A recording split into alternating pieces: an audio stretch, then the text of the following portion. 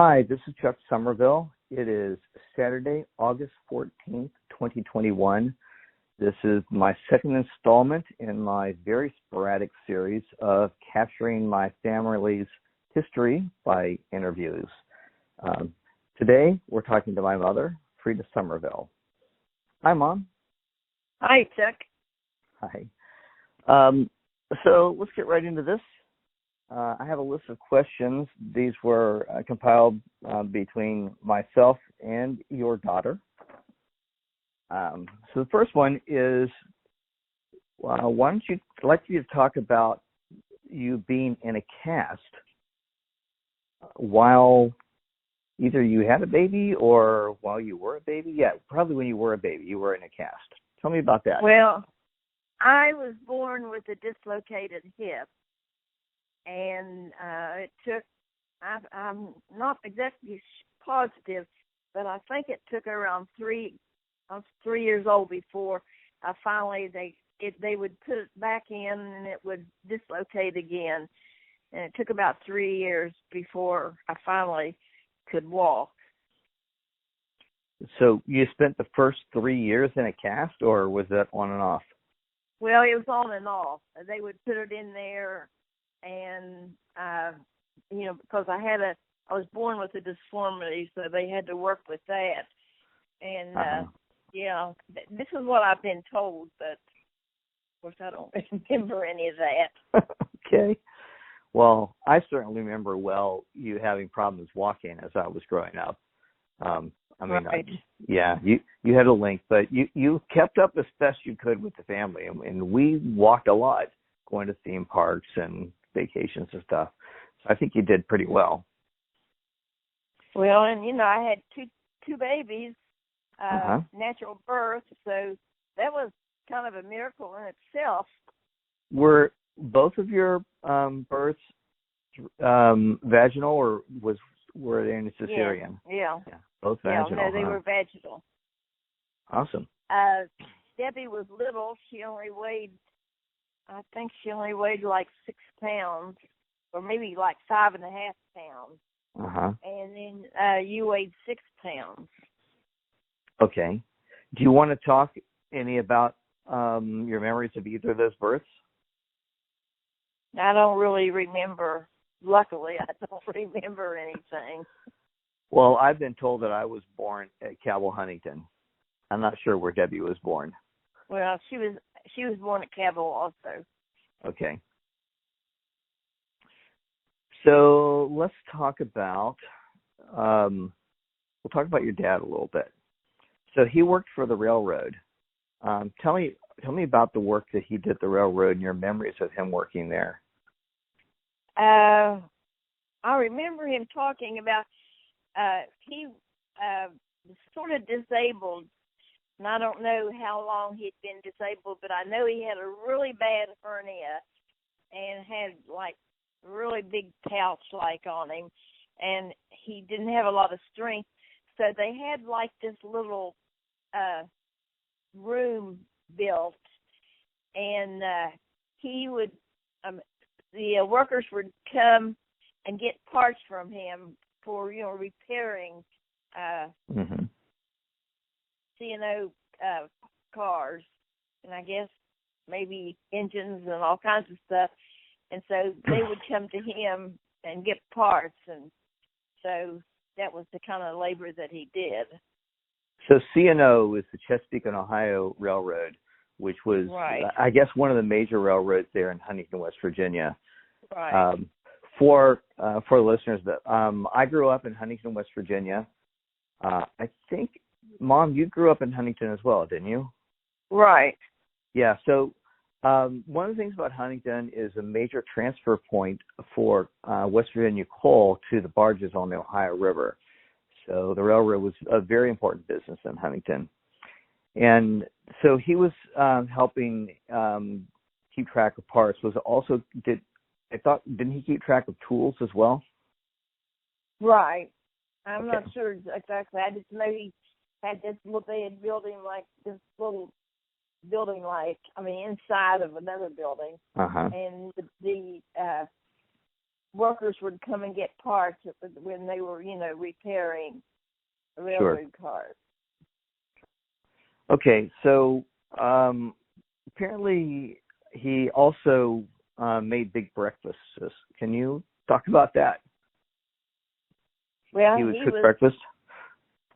Right. He was like way overweight, and Uh-huh. but he loved to cook, and he would like fry eggs and bacon and sausage, and I think maybe sometimes we even had pork chops for breakfast, and biscuits, homemade biscuits. Okay. Did you make good food for breakfast? Do you remember it being good? Yeah, I wasn't a really good eater. I was a kind of little skinny kid, but I'm sure I enjoyed it. Probably the biscuits and gravy. Okay. Let's also. Did he used to like watching the Cincinnati Reds, and he would go to Cincinnati on the train? Can you talk about that? Yeah, by working for the C&O Railroad, we got passes where it didn't cost us anything to ride the train. And we would get on the train and ride to Cincinnati and watch the Reds game, which I didn't enjoy it too much, but I had to go anyway. So he really enjoyed watching baseball games. Do you have any other memories of your father that you'd like to share, or talk about maybe his ancestry at all, his parents or grandparents? Well, his parents lived in Logan, West Virginia, and I remember their house was built like down from the road, and we had to, after we got out of our cars, we had to walk down like these steps down to the house. And my grandmother was like chubby. You might describe her sort of like Mammy Yoakum, I remember. And my grandfather was skinny. And I think he probably had a beard and white hair. And I had two uncles, an Uncle Jim, who never married, and then I had an Uncle Don, and I know he married a woman that had two children, and I can't remember if he actually had children or not, but anyway, So I had cousins. So let's talk about your mother a little bit. So I remember her as Mama. That's what I always call her. Now, just going back, I never met your father because I think he died before I was born. But Mama, your mother, I knew very well because she helped raise me. Right. You were the love of her life. I suppose she spoiled you rotten. So she had a garden, and she made quilts. Those are the main things I remember about her growing up. Do you want to talk about the garden and the quilting? Yeah, we almost always had a garden in the backyard wherever we lived. We had green onions, and I remember the green onions, and we probably had green beans, and I don't remember where we had corn or not, but we always had, something growing in the garden, and she loved to work in it, and she would weed it, and, that was the love of her life. I know that she grew tomatoes. Right. Yeah. And roses. She would can them. She and canned them. She grew roses, too. Oh, yeah. She was very good at growing roses. That was her specialty. Okay, so she worked at a drugstore, and she made milkshakes. You want to talk about that some? Yeah, she worked at a local drugstore, and she worked behind the counter, and I think they probably had, some sandwiches, and I would, she always thought I was skinny, and she always wanted to make me get healthy, and I would come in after school and go to the drugstore, and she would fix me a milkshake, and she would always put an egg in it to make it more good for my appetite, healthy. Mm-hmm. Yeah. Was it unusual for a woman to be working at the grocery store like that, or at the drugstore? Was that pretty normal? I guess because she didn't have really very much education, and I do think maybe she had. Now I'm not sure this is true, but I was thinking she might have worked at a drugstore. I mean, at like a 5 and dime store, but I'm not really sure. What? Mm-hmm. Did she? My mother. I mean, I thought maybe at one time she worked at. He said no, but okay. I think she probably babysat some too. With kids. Okay. So, let's see. So, you and Dad lived in Cincinnati and Charleston. Were your mother and father living with you at the time? When we lived in Cincinnati and Charleston. No, we hadn't been married very long. Okay. We were just newlywed. But we did share the house in Huntington with them, right? Right. Okay. Was that both the houses that I lived in, or just the 1407? Mm. There was a house down the street, the one that you were in when I was born. Yeah. Was Mama and Papa living with you there? I don't know, Jack. That's okay. Let's go on. So you did spend some time living early in your marriage in Cincinnati and Charleston. So tell me about that. Tell me about that. Well, let's see. We hadn't been there very long, and I got a job working for an office service, and I would go and do clerical work in different offices for short periods of time, like when people were on vacation and stuff, and which gave me lots of experience learning to do different things. Mm-hmm. So when did you meet Dad? Was that was obviously before you were living? Okay. You were living in Huntington, yes. And Dad was living in Barboursville, and he came to stay. Go ahead. Okay. The first that I remember meeting him was I lived next door to Richard Jones, mm-hmm. in which we had grown up together, and kind of probably thought we always would end up together. But anyway, I worked at dry cleaners down the street on Saturdays and after school. And so I came out one morning to go to work on Saturday morning, and I came out, and Bill was coming out from the house across the street or something, and we saw each other. Mm-hmm. And so I couldn't wait to get home from work that evening.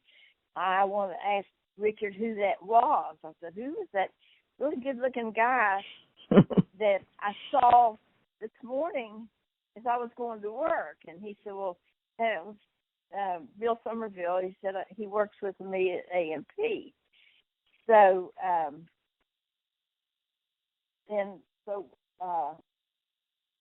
one evening, when was it now?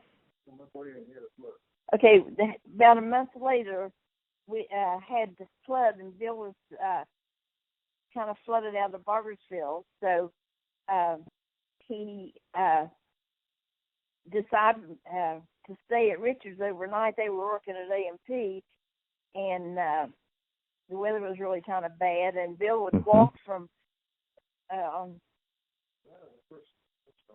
13th Avenue. He would walk.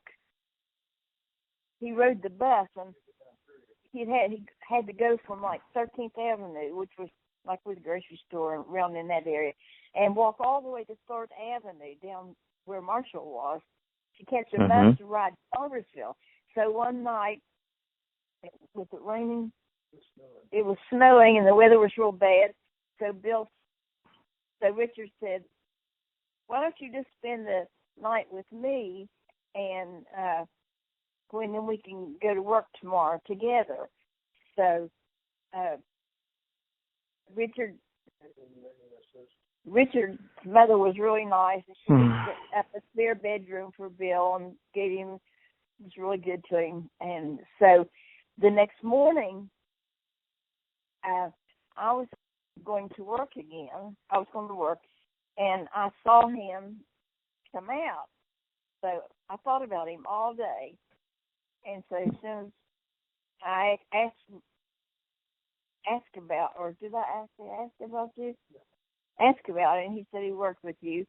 So that night, Bill spent the night, and so then it was a date night, and Bill this was when the flood happened, and so now this is what is really weird.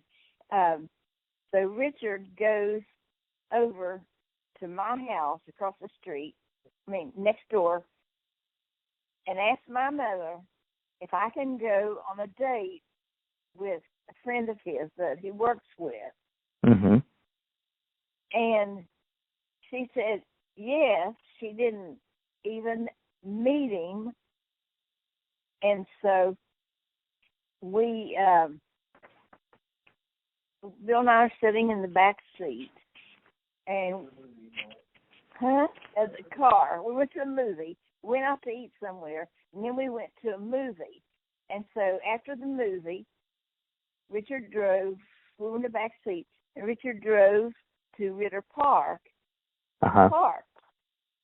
And so they're up in the front seat kissing and hugging, and so we're sitting in the back seat, practically strangers. And so Bill kind of turns around and kisses me, and it really surprised me because I wasn't expecting it. And I looked at him and crossed my eyes. And so he looked like, what is going on here? But the circumstances of him asking my mother to go out on a date, she didn't even ask to meet him or anything, which was really, really strange. And so then, from then on, we had dates on the weekends, going to movies and eating out and stuff like that. And you just grew into more than that. So for the audience listening to this story, Ritter Park is a traditional place to go park and kiss. And I also would go to Ritter Park occasionally with dates and kiss. So that's just part of Huntington. That's really interesting about you and Dad meeting. So were you and Dad friends with Richard and Donna for a while? Yeah, we, like I say, dated because at that point, Bill didn't have a car. So he was saving all his money to buy a car. And he was really, really sort of stingy in his savings. And so Richard's dad called him High Pockets because he wouldn't spend money and so on. But Bill was also putting gas money in Richard's car for the weekends when we drove around. And but anyway. Okay, so when you and Dad were first married, apparently Dad worked 2 jobs while you stayed at home. Do you remember anything about that? I worked one job. Yeah, I worked 2 jobs. Yeah, I stayed home. He Okay. didn't want me to work. Okay. So eventually I come into this story. I'm just going to throw that in, and we'll talk more about that. So I remember we lived across the street from a football stadium. You tell me what your memories of that house are. 1407 Columbia. Right. Across the street there was like the football stadium, and had a fence that went all the way around it, and hedge that would grow up there, and people would come and look through the fence and watch the football game sometimes. And also, see, our house had like a wrought iron railing around the porch, and there were times when we had even gone up on the roof and stood on the roof and watched ball games. I remember that. Yeah, and I don't know if you remember when they had band festival, and bands would come from all over the state and come into the stadium and march, and I guess they voted on them and you know, had winners and stuff. But we played the football games there, and I think they probably ran track there. And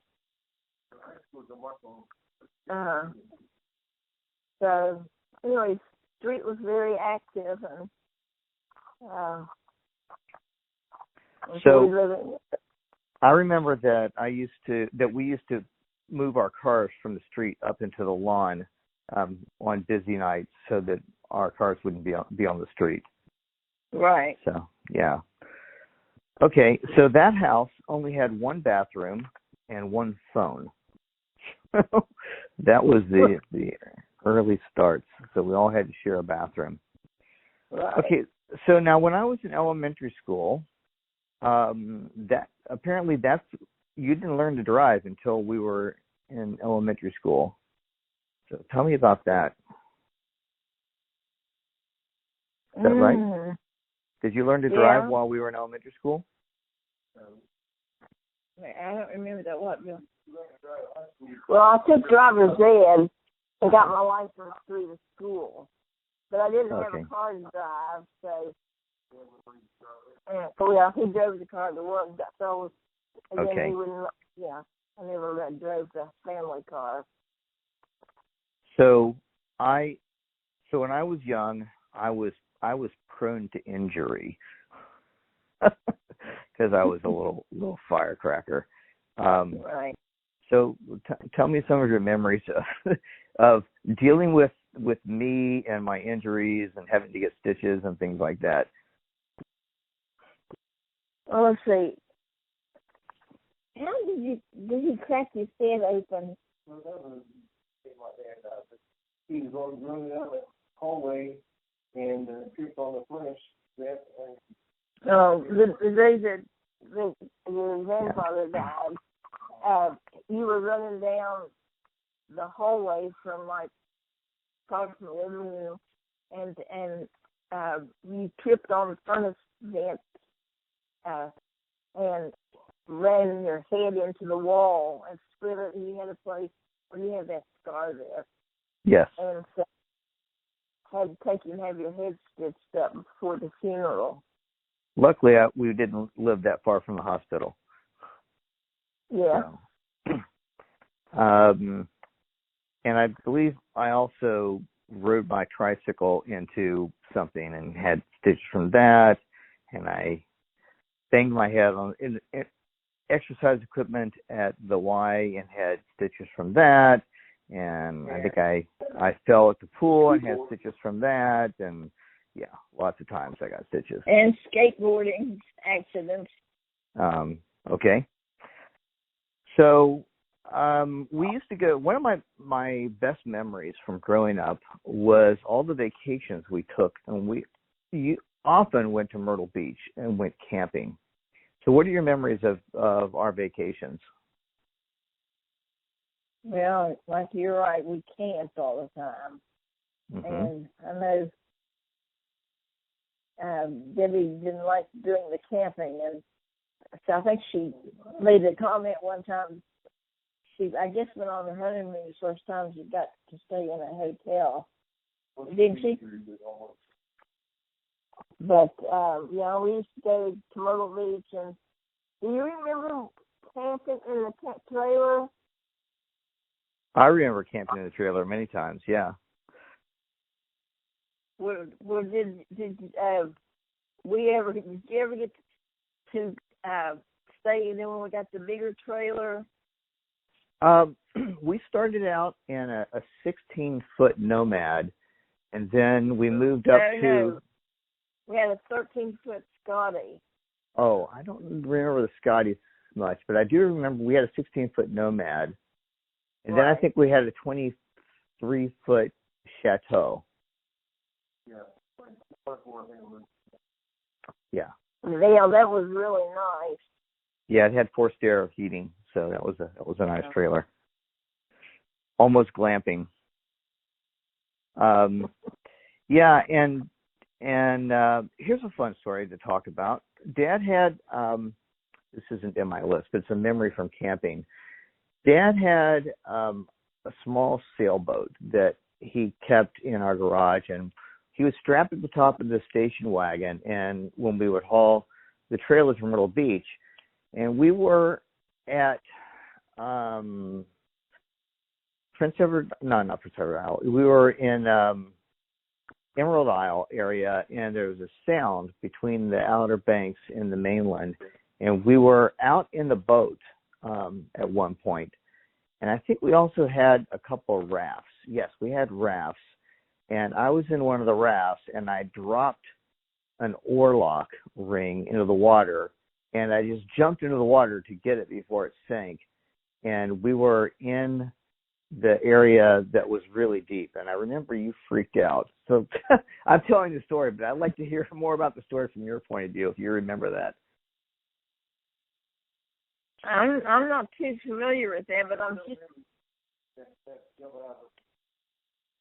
I don't really remember that.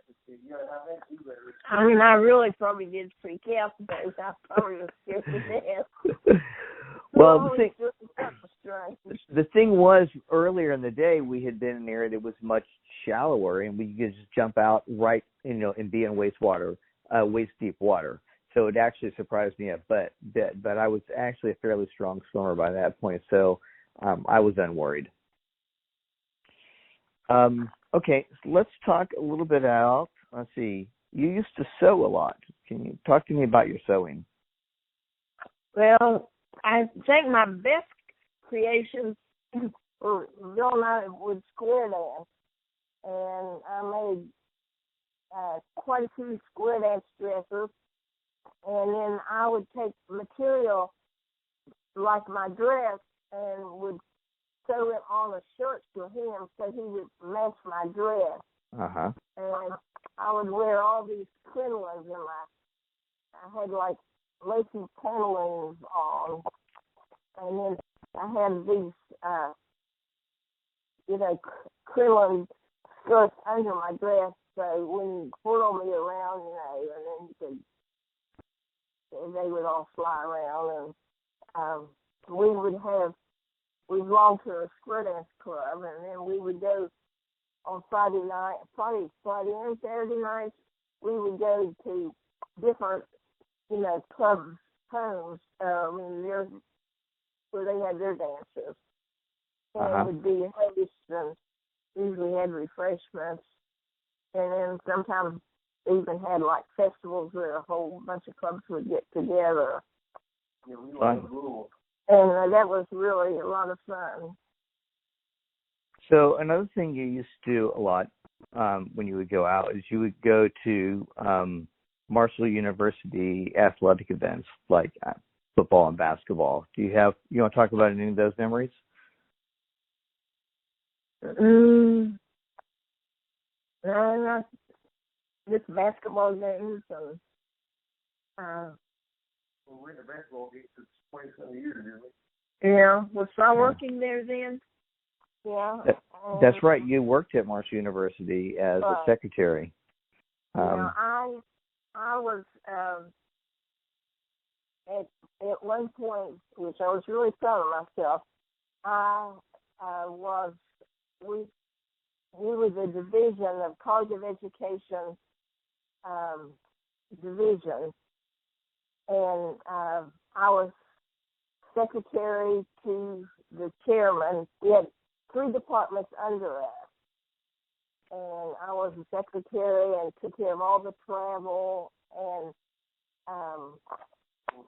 almost all my classes were off-campus classes, and the professors would go out to Logan and Williamson and all these places and teach, and I would type up the course outlines and run them off on the memory graph machine, and then the professors would go teach, and then they would bring their travel reports, how much, where they stayed, how much they paid for it, and I had to total all that up and get it in a really good form to submit to the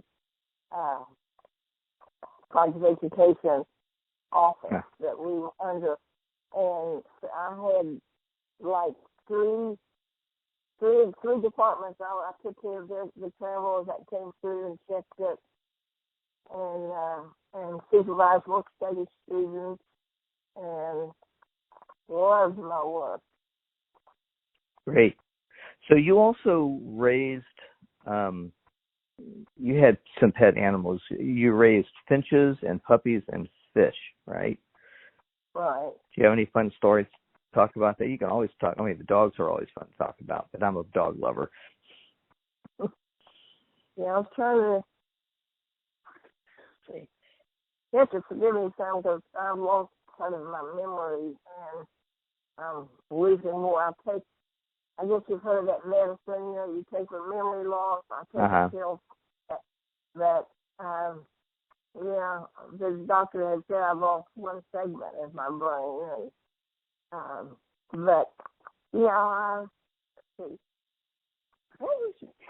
We had two dogs growing up that I remember, Ginger and Honey, both miniature dachshunds. Yeah. Did we have dogs before kids?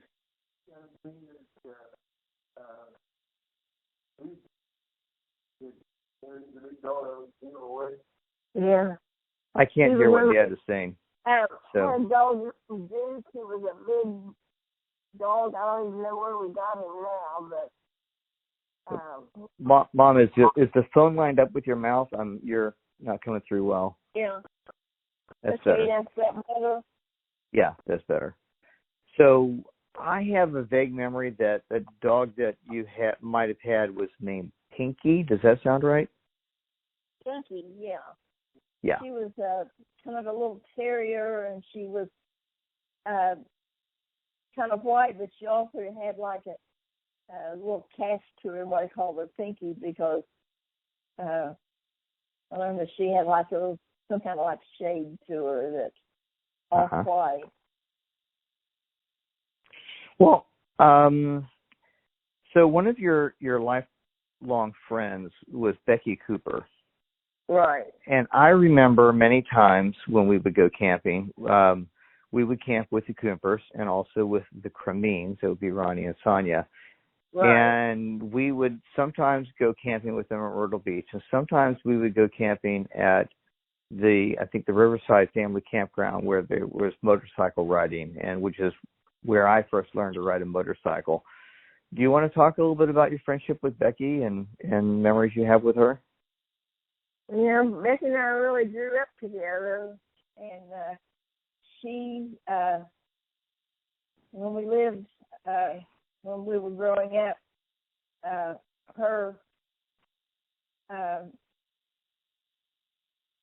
it wasn't really her grandmother, but she lived like next door to us, and on the back of the lot next door. And Becky and I would play, had a fence down, and we weren't allowed just to go to each other's yard without asking permission. And now I'm not sure this is true, but it seems to me like, well, Becky was kind of mean to me sometimes. She would like pull my arm through the fence or something and get me in trouble, because if I touched her back, her skin, she would like redden up really bad, and you look like I'd killed her, you know. And so I know they'd have to separate us sometimes. We used to fight across the fence. But we were best friends, and don't get to see her much anymore. So I'm at the end of my list of questions. Is there anything else that you want to share?